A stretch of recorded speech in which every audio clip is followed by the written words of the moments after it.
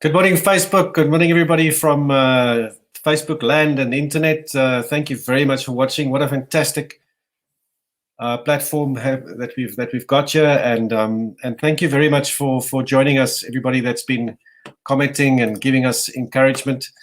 Thank you for all the calls and the advice, people, and so far it's been positive.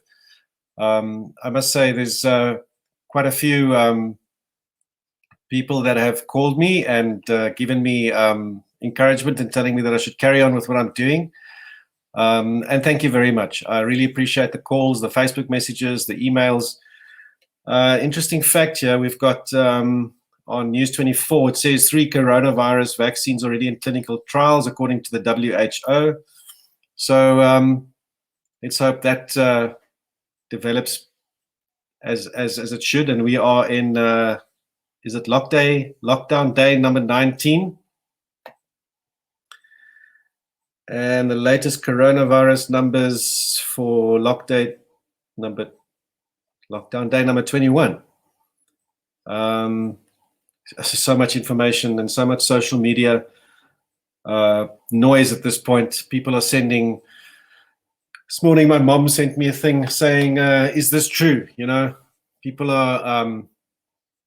trying to hack each other's bank accounts, and there's scammers, and you don't know what's true anymore. So it's quite important to just quiet your mind. I think try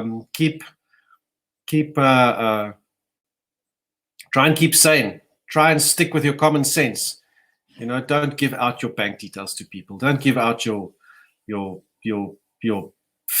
private information. Try and keep your routine, yeah, guys, it's important to just try and... I think common sense will prevail always. And yeah, it's been a weird time for everybody. And thanks, Yvette. Thanks for commenting. She says that's good advice. Yeah, I mean, it's. I've heard some horror stories on people losing money and all sorts of things. But as promised today, you guys, I call him a colleague, a friend, a person that I respect as an actor, as a person in front of camera, and as a person. We've gone diving together in Mozambique, and yeah, you really enjoy his company. And as promised, here he is. Mr. Brandon Auret. How are you doing, brother? Hello, my brother. How are you? I'm good. I'm awake. I'm lekker, man. We should go blow bubbles soon. You know, somewhere in the Mozambique. You know, I often get asked by a lot of the friends that I had when I was diving, you know, and the dive schools that I've dived with, you know, when are we going diving again? And yeah, my life became busy, and I'm very grateful for it. But you know, I have chosen to choose work over leisure for most things in my life, and I think that's kind of paid off. So hopefully, I have a daughter now who's 9, and next year she'll start with her Paddy Seal enrollments, and yeah. We'll get her diving. Yeah, that's fantastic. I've taken her down to a meet already. She wasn't convinced that she could breathe underwater, so I took her to the school. Yeah. My kids are doing the same thing. Yeah, my kids are doing the same thing. When are we going diving? Because us up here in Gauteng with the damduikers, we don't get to experience the ocean, the ocean too much. Yeah. Because what do we have to dive in? Only damme. Brandon, but just for the I'm not complaining. I used to love that. I used to love it. What a miracle! I loved it. Dude, many people won't know that you've been acting since you've been a kid. You've been in this entertainment industry since you've been what, 11? You just take us where you started. 11. What were you acting in then? You know, that's many years ago. Yeah, that's a very good question. I think a lot of people assume that actors that have can't, and when I say make it, people go, "Oh, what do you mean make it?" That have made a living, a constant living, because it's always a hustle. People Yeah. think that, hey, you've shot a couple of big American feature films and the hustle ends. For some people, Yeah. not for us, not for us South Africans. Yeah. The hustle. What do they say? The dream is free, but the hustle isn't. So the hustle for me, I guess, started at a very young age. It didn't just happen. Isdingo is where I think most people think my career started. But my mom sent me to speech and drama classes at a very young age, and I was very honored to work with a drama teacher by the name of Edna Peck, and I spent years, so standard 3, standard 4, standard 5. 3 years doing drama and kind of entering the festivals and the Stedfords, doing poetry that I had no idea what it was. I mean, like really, really beautiful stuff like the Jabberwocky. You'd have to, 'twas brilliant and the slidey toves, the guy and gimbal in the way. These are the things that I was doing at a very young age. No idea what I was talking about, but I did my best to try and absorb what she wanted me to do. And my mother had read in the newspaper that there were auditions happening for a musical, a kiddies musical, kind of like a semi-professional, directed by professional directors and run by professional people in the industry. But it's a child play, but it's a musical, and it was actually the stage version of Bugsy Malone. And I don't know if you remember Bugsy Malone. It was these kid gangsters, and they had these pie guns, and they slammed each other in the face with pies. And I'm trying to think. I always forget the name. It's terrible. I'm terrible with names. But the actress that played Tallulah then is it'll come to me now.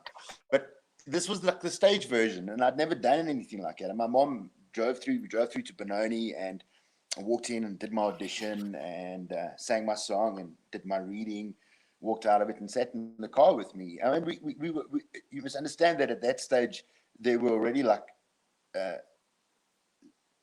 the guild had already been established. It was so weird. Doesn't matter where you go, parents need to sometimes just stay out of what the kids are doing, because they like to instigate. But then already you could see that the moms and the dads, the ones that had already been in the shows before this, and they were already like, who are these new kids that are walking in now? Because it was like an open audition. For the first time, it was an open audition. So we got to see a lot of the other guys or the young actors auditioning. And I remember this very clearly. I remember sitting in my mom's car. It was a Datsun Pulsar. I'll never forget it. Wow, blast from the past. Yeah, that was my first car. You know what I mean? She kept that car all those years. Yeah. Became my first car.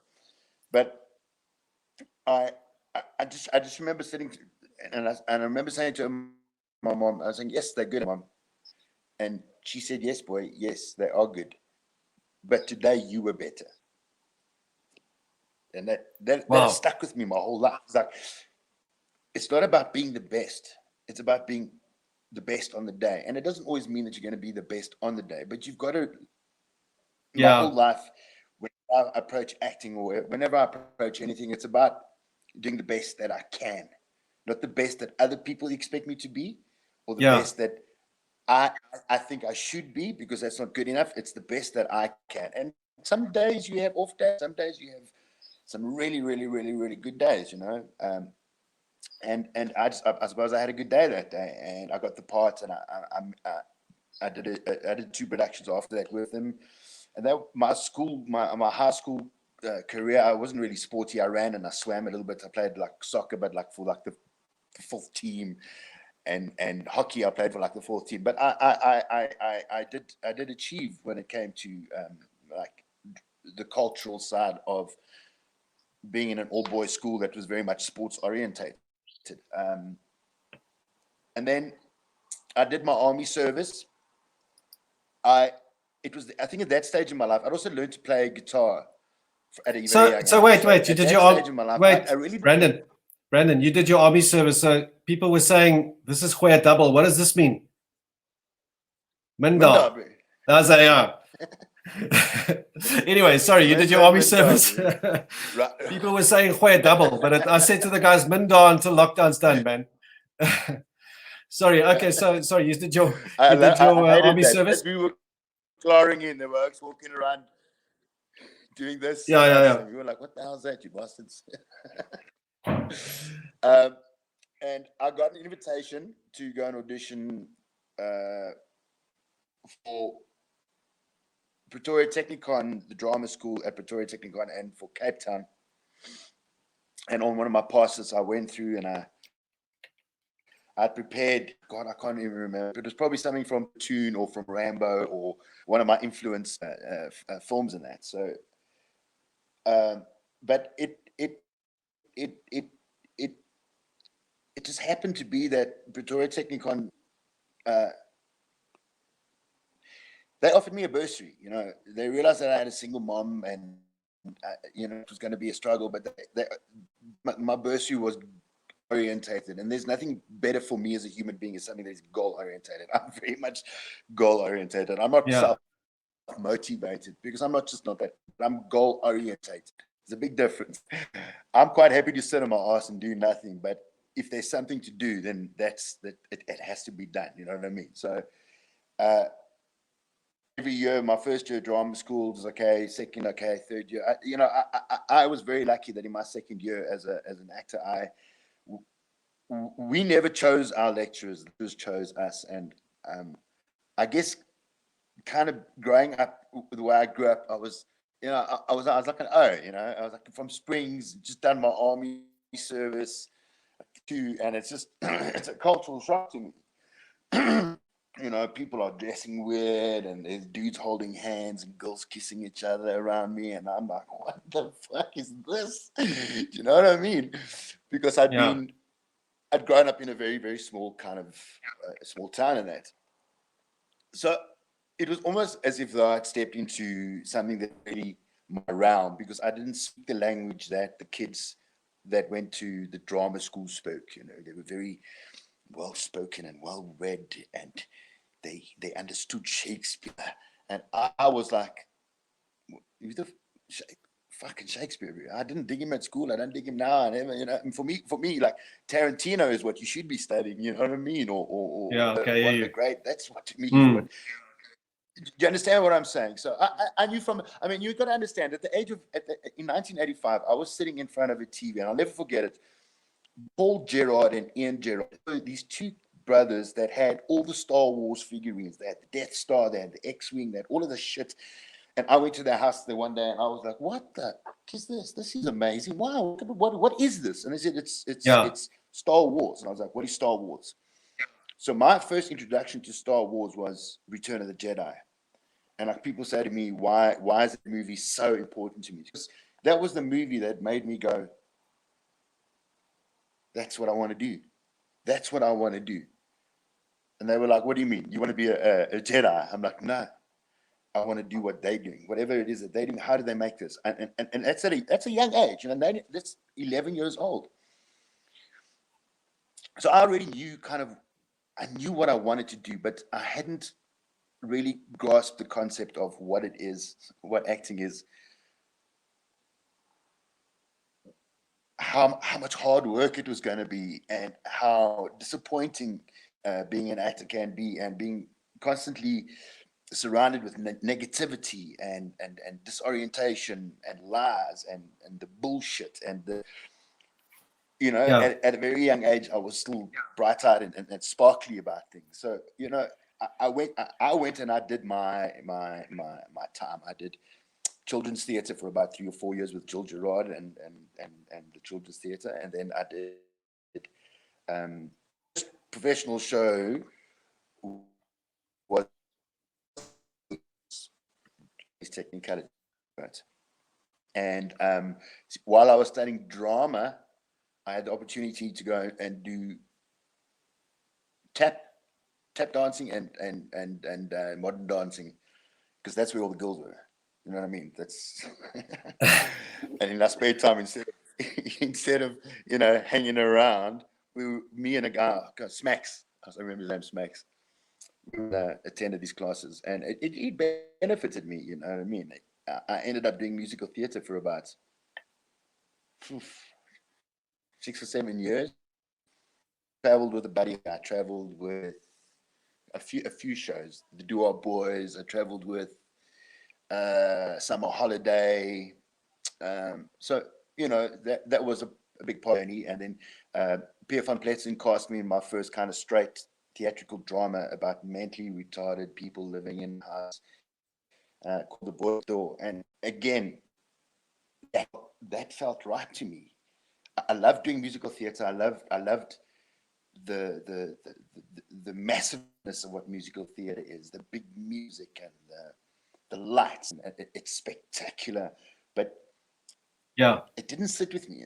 It was I was there because I needed, and I was earning money, and I was getting away, and then I landed Isidingo, and that changed a lot for me, because you know it was 8 years with one character, so I finally started understanding arcs of storylines and where we need to go with these characters and how these characters are intertwined with each other, and then the massiveness of storytelling and how important it is for one small actor to play his role, because that affected everything, and I got that, and that was very important for me, being on Isidingo. But still, again, it was cool. I loved it. It was fun. I was earning money. It allowed me to get a bond. It still something wasn't. I still wasn't the Jedi. You know what I mean? I still wasn't doing what they were doing. Chasing that dream, then, I left. Yeah. But allowing the dream to never disappear or fade into background. It's always been there, and I allowed myself to be ready for the film industry, not the other way around, because it's a cutthroat industry, and it's hard work. Brandon, sorry, man, the signal's very bad. Would you just mind? I'm gonna just maybe just my friends just Brandon. Sorry, Bru. The signal's very, very bad. So I'm going to try and because it seems like your lip sync or something's out. Let me just try and reconnect. I'm going to take you off, and will you reconnect so we can just have a, because I love what you're saying. It's just it's becoming a staggered conversation. I can hardly hear what you're doing. Sure. So just reconnect again. Sorry, guys. Just hang on a sec. Brandon's just going to reconnect, and so, dude, if you wouldn't mind just reconnecting. Guys, valuable information there from Brandon. I mean, it's telling his life story. Not many people know where he's come from and what he's been doing. Very seasoned actor, and also as actors are freelance. So we'll get to the point where we talk about what the situation is like now and what's going on. But if you've got any questions or please, all the viewers, I see there's a few people watching. You're welcome to please ask any question. We are willing to answer stuff. We share information and tell you about what's going on. And later we'll talk about the bigger movies that Brandon has been in lately and his overseas exploits. Yeah, please, like I said, guys, comment. Thank you, Yvette, for your comments so far, and all the other comments. Please comment. I'll put them on, and we can discuss your. We can discuss your. Thanks, Nico. We can discuss your questions between Brandon and myself. Hi, Nico. Yeah, thank you very much. We are very fine. Brandon, let's see. Are you there? There we go.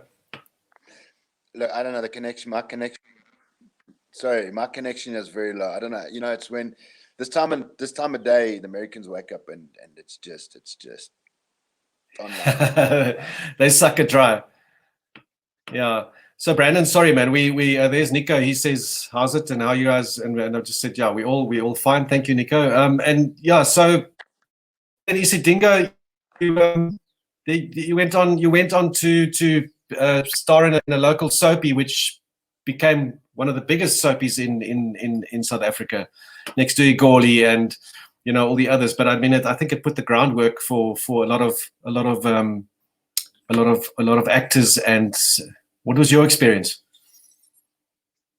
I'm not gonna lie about it. I had the most amazing time being on Isidingo. It was incredibly good grounding.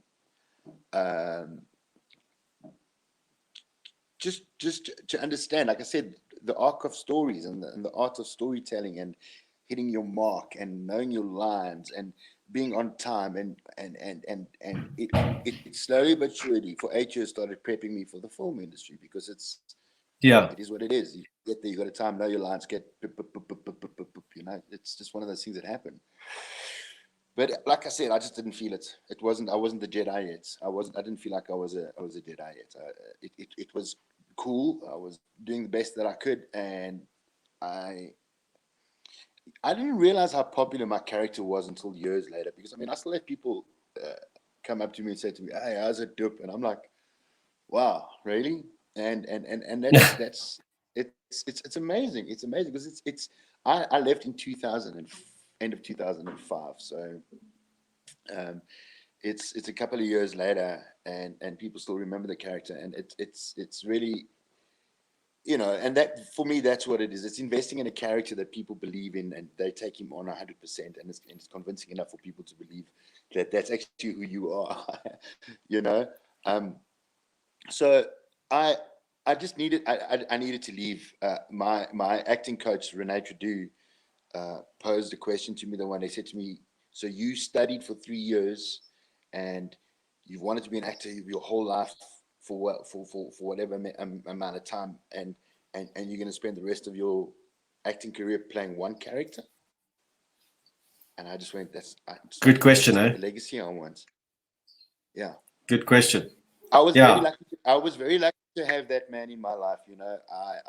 I've never had the opportunity to get up on a stage and accept an award, because if that ever does happen, there are people that I need to honor, and Renee Trudeau will be one of them. He was my acting coach during my time at Pretoria Technikon, and he was my acting coach for many, many years after people didn't know that.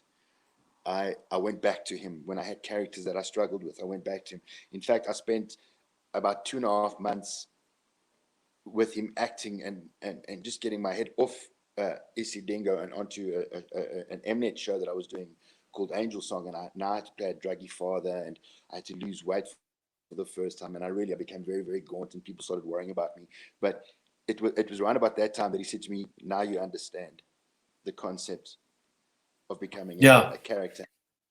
You're going to have to go through things and put yourself through stuff." And I've done that. I mean, my body, with Chappie, I put on 21 kilograms in 9 weeks.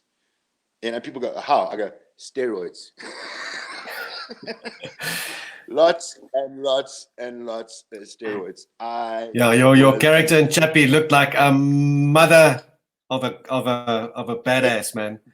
People walked past me in shopping centers and didn't want to even, who knew me, didn't want to you're gonna kill them.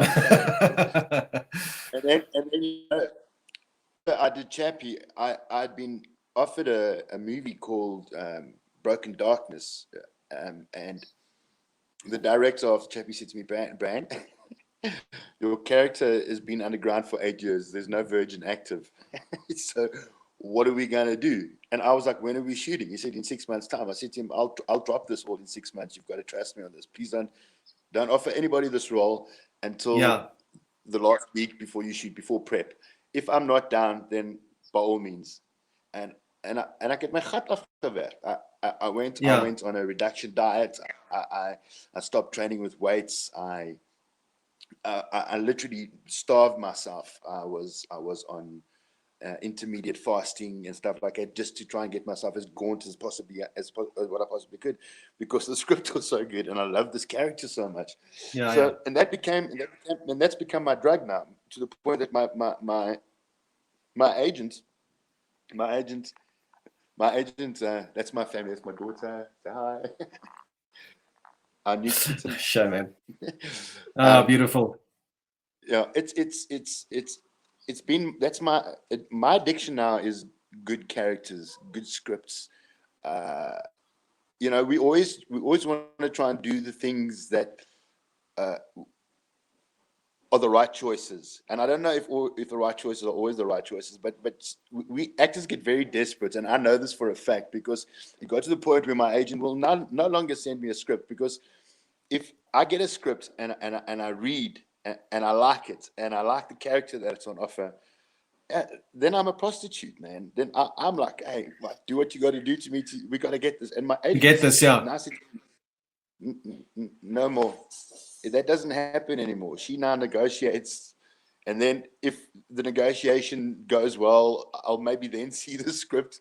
And if I see the script and I like it, then she will, you know, because I really am. I'm a prostitute to the industry, especially to really good scripts. Get really invested really quickly, yeah. And mine's about ego. You know, I don't want to be offered a part and then see somebody else do it better than me. I'm like, nah, fuck that. Sorry.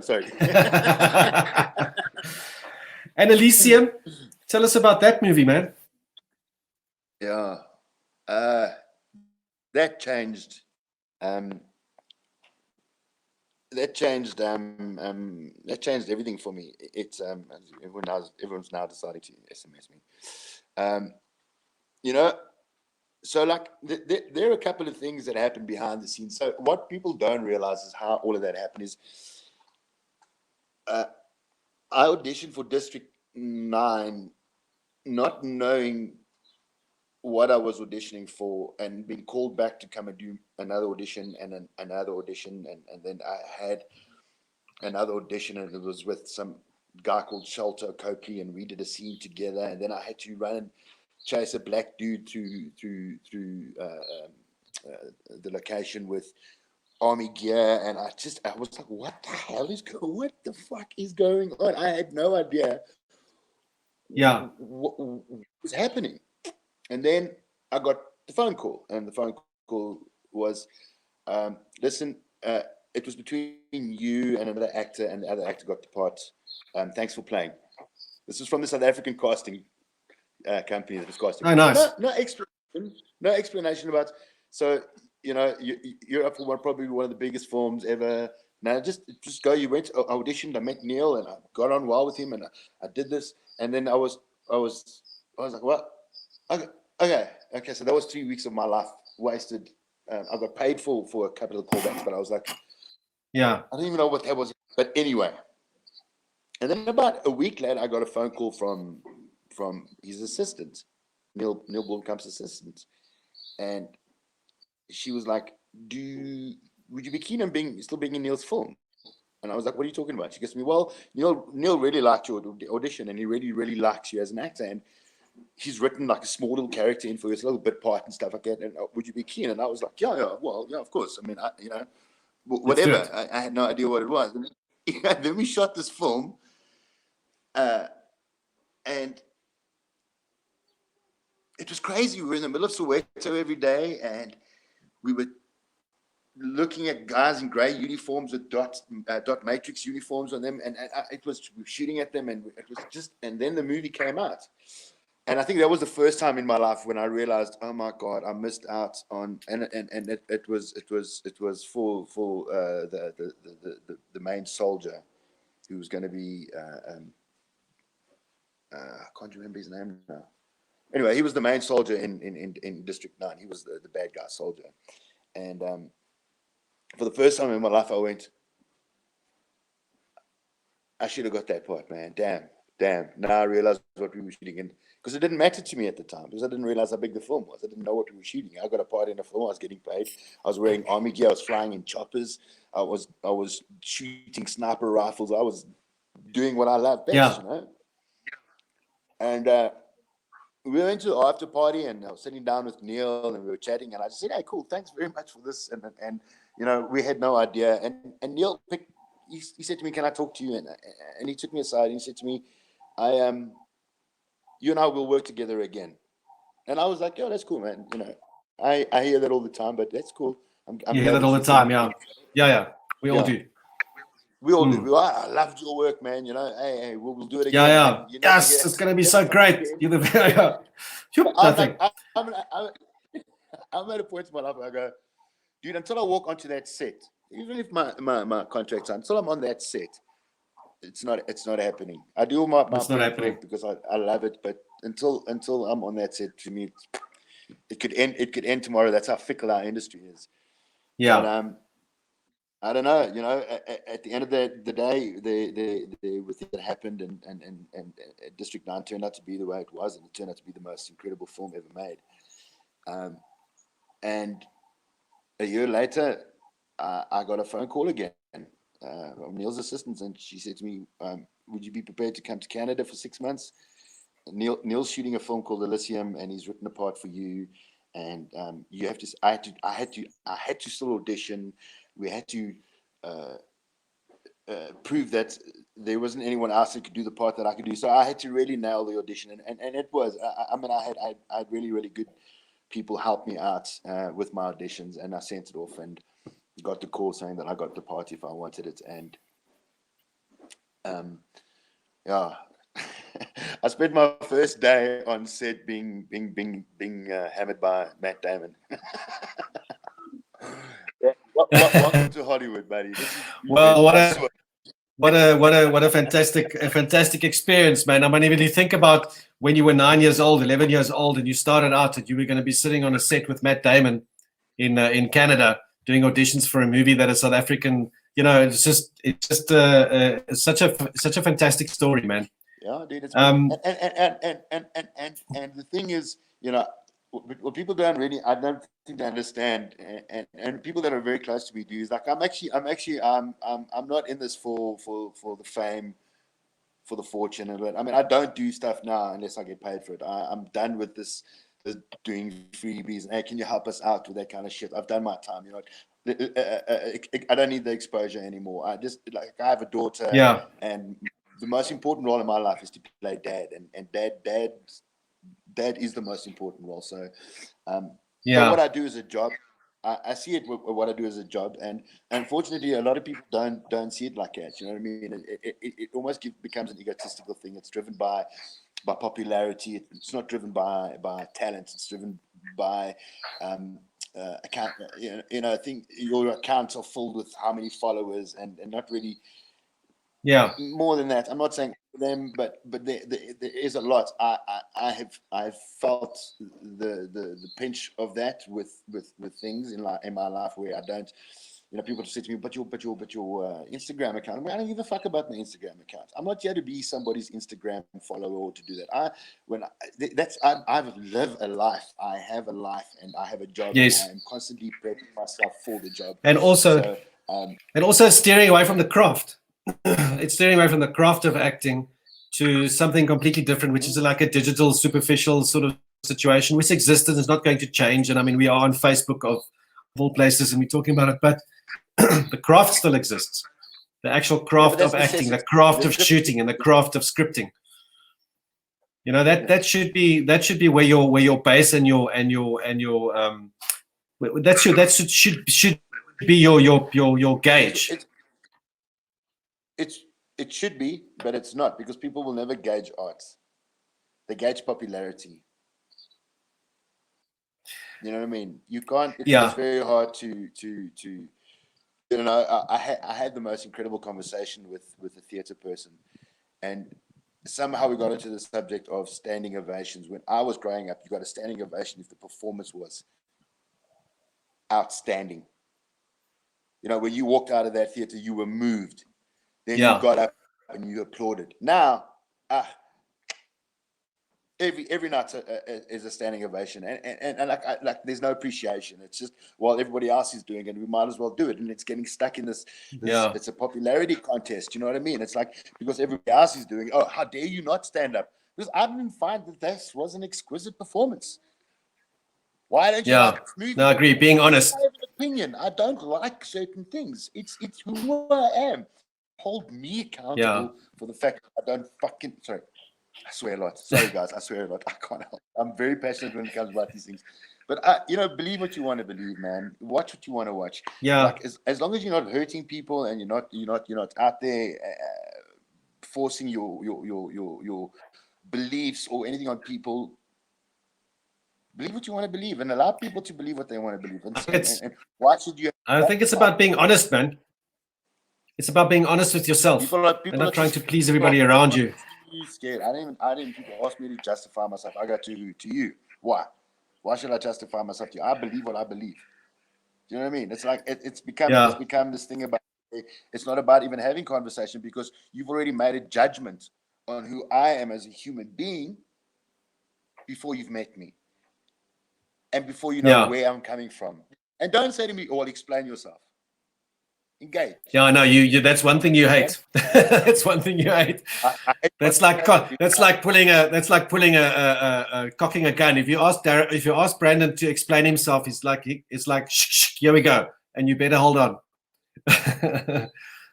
No, I walk away, bro. I'm beyond all of that shit. I walk away, and I want to be confrontational, and I will my say, but having a kid has made me also go. I don't like it. If you're going to make a thing about it, then I'll walk away, man. We're not ready to engage in adult conversation with that kind of thing. And if you want to do it, let's do it on a personal basis.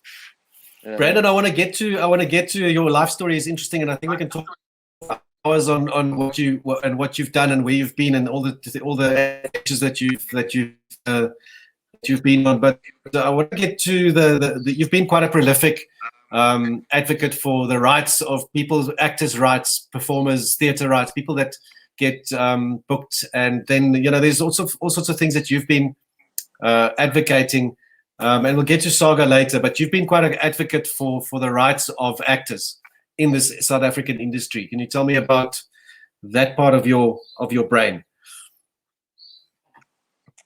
I used to be. I really used to be. I was so. There were things that happened during the filming of Isidingo that maybe painted a bit of a target on my back and stuff like that.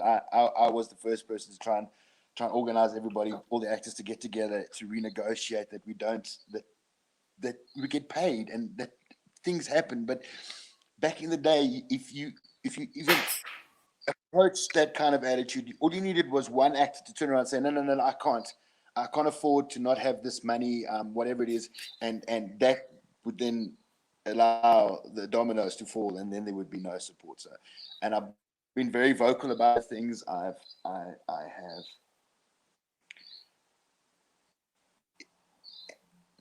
And it stems from the fact that I've been screwed over by the industry many times. I've been screwed over by producers. I've been screwed over by films. I've been a few years ago, there was a movie called Simbamba, who they tried so hard to try and just get me in the film and not pay me, and things happened, and then I did get paid. I wouldn't go onto set, and I couldn't believe they were treating people. It was something that had happened to me 20 years ago in my second film. Like Hansi didn't pay me, and the Racist didn't pay me. These were people I was like, but this is 20 years ago. People, are we still in the same loop of things where people are going to DTI and lying to them and abusing the money and not paying the people and saying that there's all of these sudden these things started falling into place for me, and I was like, no. I don't give a damn if you have to sell your new 4x4 to pay me. I was not going to walk onto set. And I got my money, and the day I got my money, I walked onto set, and I told everybody else that hadn't got paid. I said, I got paid today, guys. It's in my account. So I don't know what you guys are going to do, but I'm ready to shoot. I don't know what. And everybody was like irritated. And I was like, why are you irritated? Stand together. Everybody walk off. Everybody give them a 12-hour notice. We're so scared of losing our jobs. We're so scared of being painted as and I'm not a prima donna. Without sounding like I'm blowing my trumpet, but I really am one of the hardest working film actors in this country. I go, I give, I transform my body. I do what I have to do to make sure that the film gets made, and it gets made beautifully. But during that time, don't abuse the people that are trying to help you make a film. Yeah. And they try to sue me 72 million rand because I was not part of the team, and I told them that they're not allowed to use my name and that I was defamation of character. And I had everything on email. I had emails from other people. I had everything. And I said to them, let's do this. Let's go to the High Court. You guys are suing me for 72 million rand. That's what you think the movie is going to lose because I've told you to go and book yourself. Okay? Yeah. But you can't afford to pay me the 50 or the 150,000 rand to make your little movie, but you want to sue me for 72 million rand. Let's go to court, you bunch of bullies. Because that's what they do. And I find out later on in life, that's what they do. They do that, and the minute you open up your mouth, it's defamation of character. And I had one of my best friends happens to be a very, very good lawyer, and he was, let's do this. We paid the attorneys, and this is about 2.5 years ago, and we're still waiting for them. So can you imagine that in this day and age that this still happens, eh? In this day and age, at this point of how people work and how people need to work, that is still happening. But how that may be, I find that actors and performers, and 50% on the last day that I shoot. That's the way I work. It's 50% up front. It sits in my agent's account. It doesn't sit in my account. My agent's account. Because my agent is ruthless when it comes to this industry. Fig Jam, Belinda Kruger is the best agent this country has ever known. I've been with her for God knows how long. Writing down. Fig what? Fig what? Fig Jam. Fig Jam. Jam. Belinda Kruger. Got it. Kruger. I'm going to. I need to pass the name on.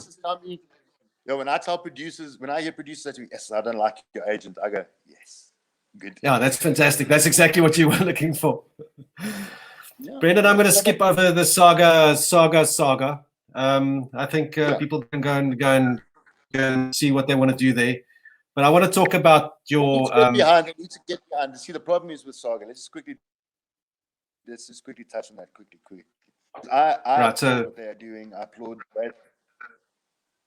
the way they've done things, but they need the support, and they're not getting the support. They're not getting the support that they need from the government, and they really are just pushing and pushing and pushing. But in the meantime, actors are still losing out on getting paid for reruns of like Isidingo and Jacob's Cross.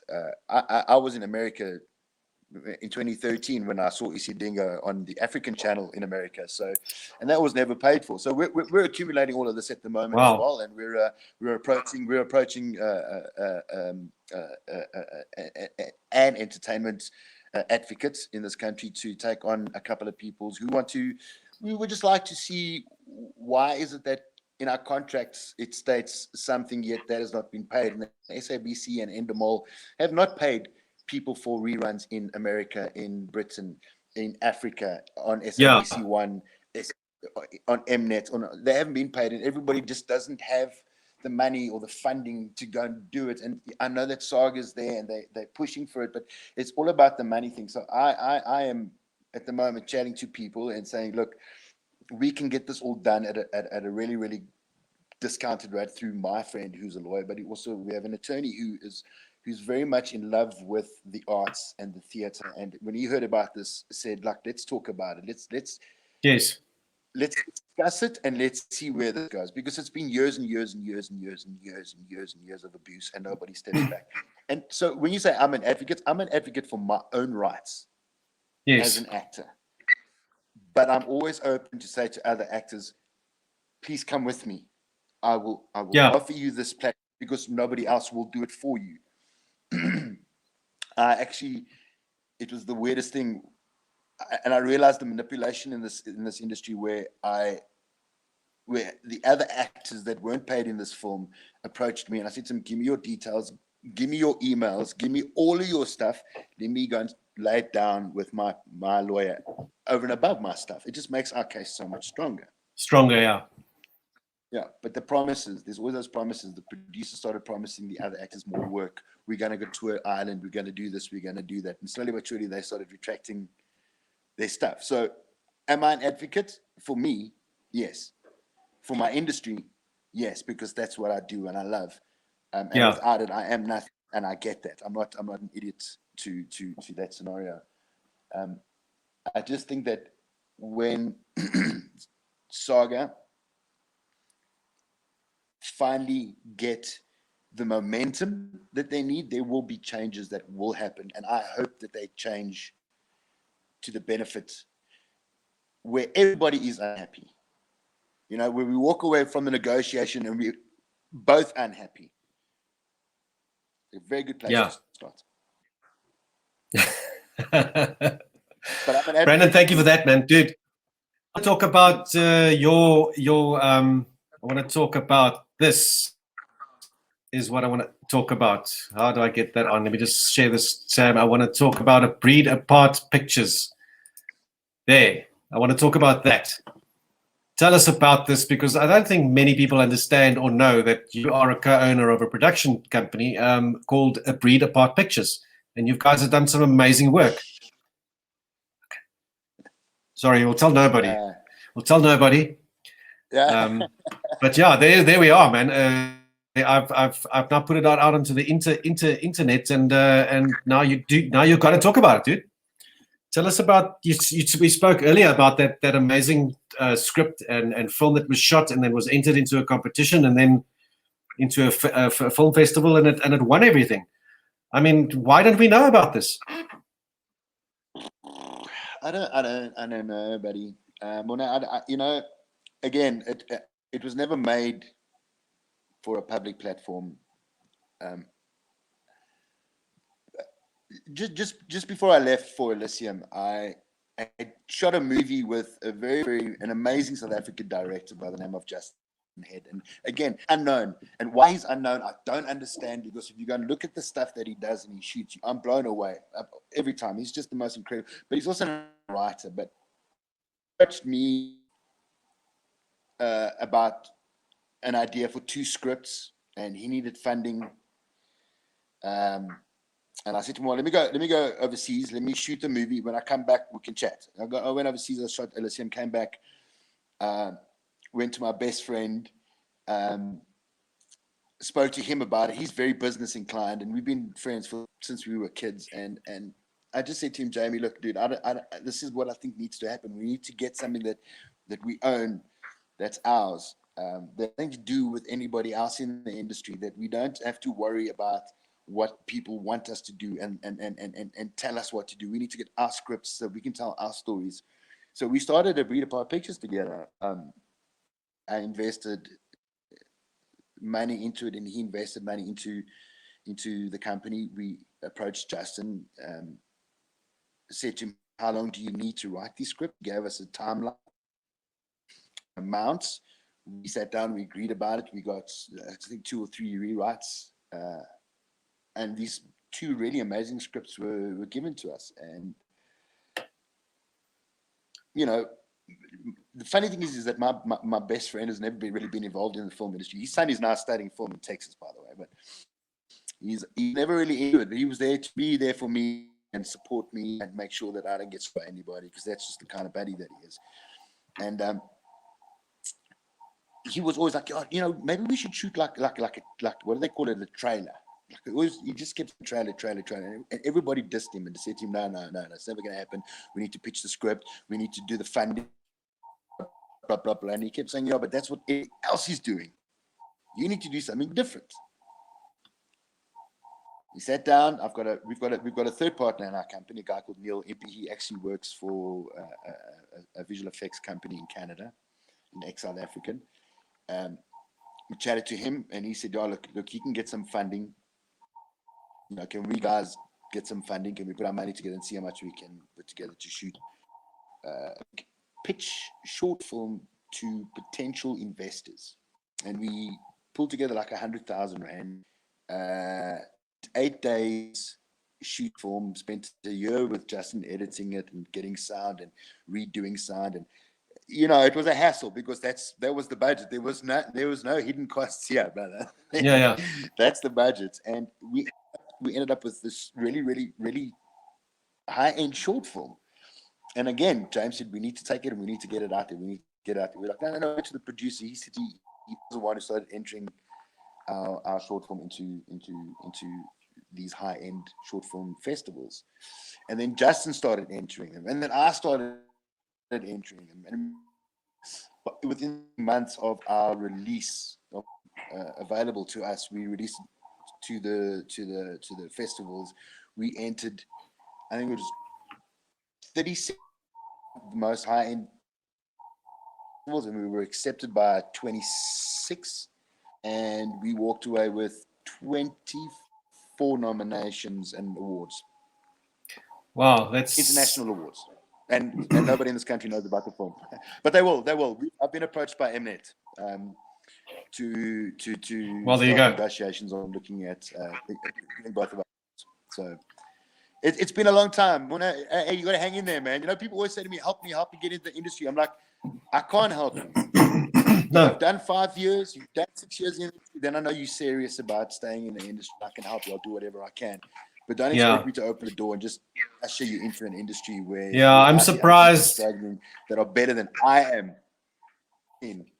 I'm surprised every day about looking at stuff on social media where people say, "I've got a script. Can somebody please shoot it for me?" And it's like, you know, where do you start explaining to somebody that does that kind of I've got a good story, I want to shoot a movie. How do you start explaining to somebody how one goes about the process? You know, I think they can learn from what you're saying and how the hustle works, and the stuff that you were saying about you know, getting the money together, talking to people, convincing people. You know what I mean? So, say again. Sorry, you're breaking up a bit. But then you're an asshole. You're not an asshole for you're an asshole for not helping them. Do you know what I mean? But what you're doing is people don't understand the sacrifices that need to be made to be in this industry. And I'm not talking about the high end part of the industry. I'm talking about the workers. You know, to be in production, to be part of set. It's not easy. There's no shortcut, Brandon. That's to me is there's. By me saying good luck. I hope you can get it and achieve it. Good luck. Go. Yeah, no. I mean, I try and give them advice. I try and give them advice, but I do try and also not smooth it over and say there's a shortcut to just do that. There is no shortcut. And shortcuts are with you end up with clients not being able to pay stuff, and people trying to do knee-jerk productions and stuff like that. But yeah, dude, thank you so much for sharing your story, man, and sharing your time with us. I see there's quite a few viewers, and you can comment afterwards. You'll see on the feed. What else can we expect from you for the? What's it's breaking up, Monet. Say that again.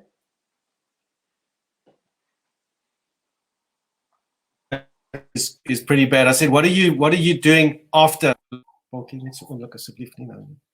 Yes, I don't know if I can talk about it yet, but I'll mention I'm going to be doing a show at the Market Theatre called Blood Knots, written by a South African, directed by a South African. It's I don't know if anybody follows South African theatre anymore. I mean, I'm still addicted to the theatre. It's my grounding. It's where I come from. I love going back to the theatre. But it's an Ethel Fugard play. It's going to be directed by James Ngobe. It'll be at the Market Theatre. So I'm looking forward to that. Nice to get back to my roots a bit.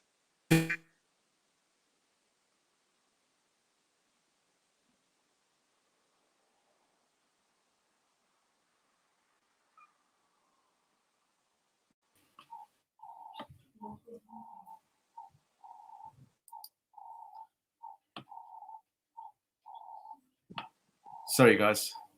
Are you back there? Seems like we're breaking up a bit.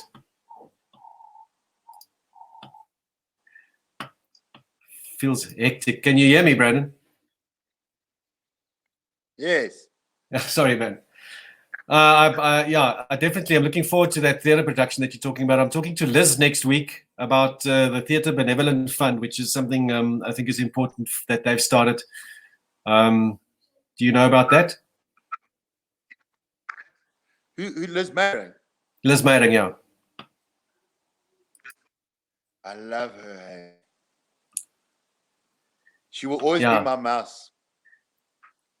You must ask her about Aspusterki. Okay. Okay. I'll ask her. And Shane Hutton, Shane here from the internet is saying, well done, guys. Thank you for that. And Yvette is telling us it's an interesting story. Thank you for all the Facebook comments. Dude, I'm going to let you go. Thank you very much for joining us. I appreciate your friendship. I appreciate your time. No problem. I appreciate that you reached out to me, buddy. For you. On you. No problem. Yeah, fantastic. About the bad connection, it seems like we had a really bad connection today, but yeah, we'll blame the Americans. Yeah. Everybody else is. Cheers, brother. Amazing, but anyway. Yeah. Cheers. Bye. Cool, man. Bye. Bye. Bye. Well, thank you very much, guys. Okay, my boy. Thank you very much. My son is also here. Thank you very much, guys, for joining us. Yeah, what an interesting story. I mean, Brandon is an actor, and a father, and a good human. You know, you was always welcome to. He was always welcome to go and see his website. Let me just share the screen with you guys again, so you can see what I was talking about. It is A Breed Apart Pictures. I mean, they've got different projects, current projects, past projects. They've got all the things. They've got their videos there. They've done some good work, and they are doing good work. I enjoy Brandon's company. He's a very funny guy, and we've been to many parts of South Africa together. And I was talking earlier about the South African Guild of Actors. Go and check out their website. I mean, they've got various interesting things there. They were talking about the support for the COVID-19 protocols for actors. Saga supports COVID-19 protocols for actors. Go and have a look at that. There's some social media posts there about financial relief for freelance actors, because Saga is presenting a case to the government aimed at securing financial relief for freelance actors who've been negatively affected by COVID-19. And yeah, it's I think it's a valuable thing to go and just remove that, to go and have a look at. And thank you for all your comments, man. Nico has been the most prolific commenter. Thank you, Nico, for joining us. I spoke to Brandon about you earlier. I said you'd probably give us some comments, and thank you for that. If you guys enjoyed this, and if you're watching on YouTube, please click subscribe, like, and comment. And you know, join me tomorrow when we speak to Spike Ballantyne, the motoring journalist, also a longtime colleague, a very good person I catch up with quite a bit and quite often. He works in the industry at this point. Wears various hats, and it's his birthday tomorrow. So join me to wish Spike a very happy birthday. We will hear if he's open to divulging his age. Guys and girls and freelancers, I wish you all the best at this point. We've got another long way to go until the end of lockdown, and we're quite unsure about what's going to happen, if it's going to be an immediate release and back to work, which we all hope for. I do believe we need to prepare for a bit of a slow burn. But yeah, thank you for joining us. And Nico, your encouragement is thank you very much, Nico. I appreciate it. You are our #1 fan at this point. I appreciate it. Nico is also an actor, and he's saying the live show is becoming something that he's really enjoying. And I appreciate it. I appreciate all your phone calls. And like I said yesterday, guys, this thing is charged.